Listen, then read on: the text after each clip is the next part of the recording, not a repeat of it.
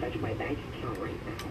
I'm in a really bad situation. I'm the one that terrorists put stuff in my brain when I went for depression 5 years ago, and they told me they were coming, and I started working for the whole world and saved the world. I ran out of gas around the corner from my house. So, But I'm sorry, did you think put something in your brain or terrorists? No, I went into the hospital 5 years ago for depression because my ex-husband my kids were molested twice by my mother-in-law, my ex-fiance's boyfriend, and I went in the hospital for depression, and they did surgery on me and they put stuff in my brain. Were you in America? I live in Lockbatch, yes. Oh, this was local. They did this. They did it in Broward, in Sunrise facility. It's now Good Samaritan. They changed their name. Yes, they did it to me 5 years ago. And they did it over and over again. They kept taking. Well, then I went to St. Mary's. After that, I tried to kill myself to protect my kids, and I didn't die.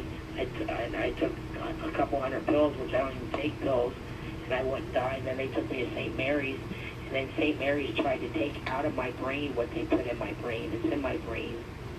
They implanted something in my brain, and they did. And my kids want me to go under hypnosis soon to find out what everything they did to me. But you said it was terrorists? Yes, ma'am. Like the real terrorists. What they were doing is what people go to psychiatric wards. I don't know if they're still doing it. 5 years ago they were. And they told me within 5 years they're going to come and they're going to take over our country. And they're going to do it around the presidential race. And there's going to be a war between the black and the white. And then it's going to happen right around then. So I was going to move out of here and go travel the world for 365 days because I knew they were going to be after me. And they didn't just do it to me. They did it to a lot of people. And my daughter knew when I got out. She said, Mom, I read books. I read where they used to put it in their belly buttons. And I do have a scar on my belly button. But St. Mary was trying to find it in my body because they give you water which makes you talk. And I accidentally opened my mouth and someone said I was in a hospital before. So they started taking me every night into surgery. And I knew they were trying to get it out of me, but they can't because it's in my brain. Oh, man. I know. Did you watch people? Did you tell any? Watch your kids very close, and listen to that Christian channel, Moody, because they make a lot of sense. Even if you just listen to it 5 minutes a day, tell your people to listen to it because that really helps you too discover what's going on. See, we got aliens out. Even in the hospital, they told me they work with the aliens. The aliens are out there. We all know it. Oh yeah, absolutely. Yeah. So. And they took me from a helicopter from Broward to St. Mary's. They put a bunch of information in my brain.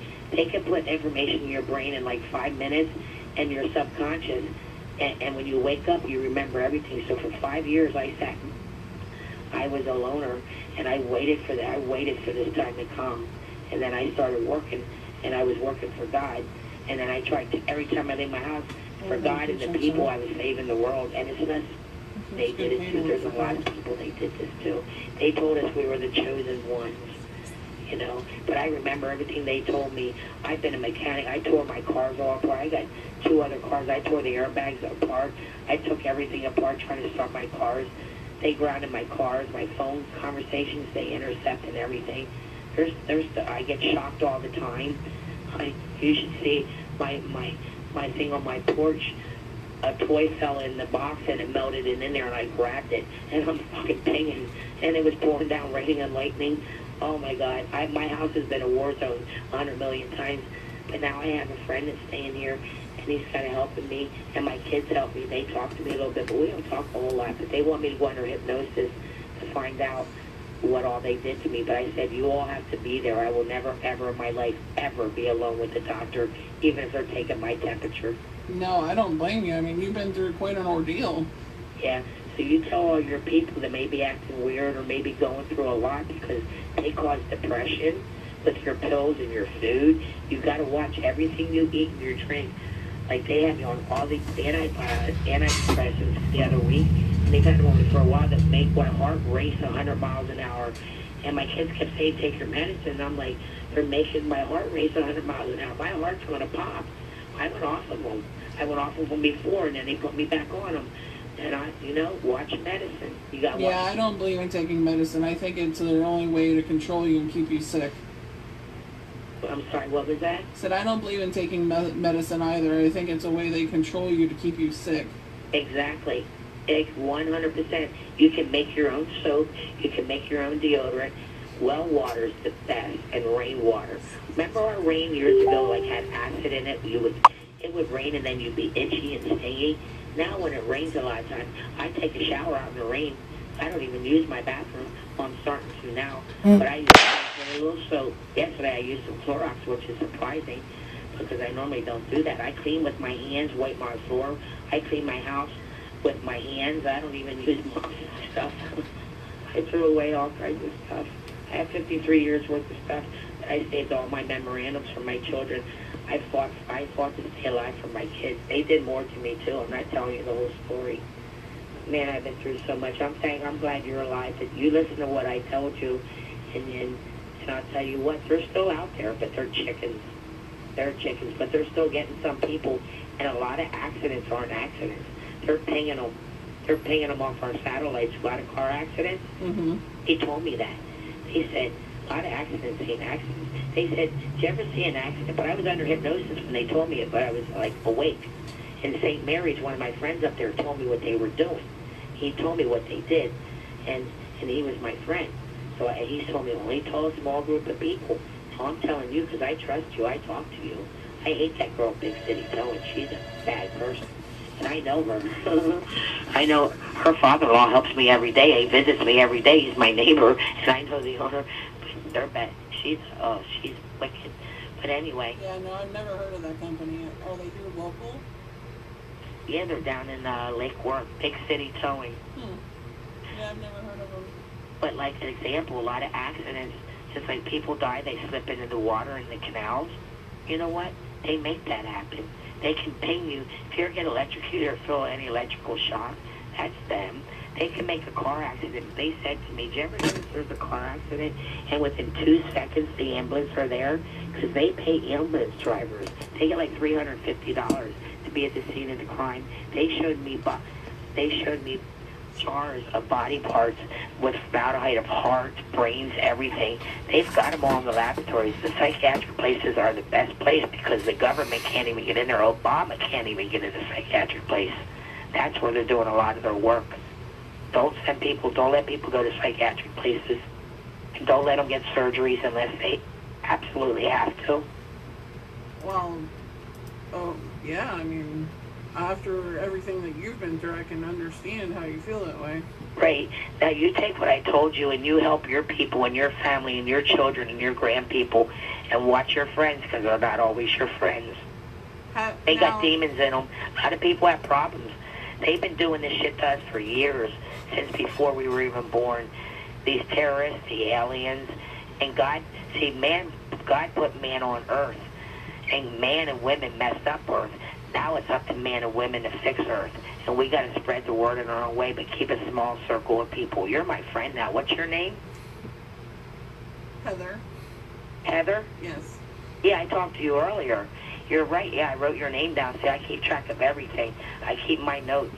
Heather, I was very nice to talk to you, and I will see you one way or the other, even if it's to come get some of my stuff. I got Butch Brickle in my glove compartment. He was my boyfriend.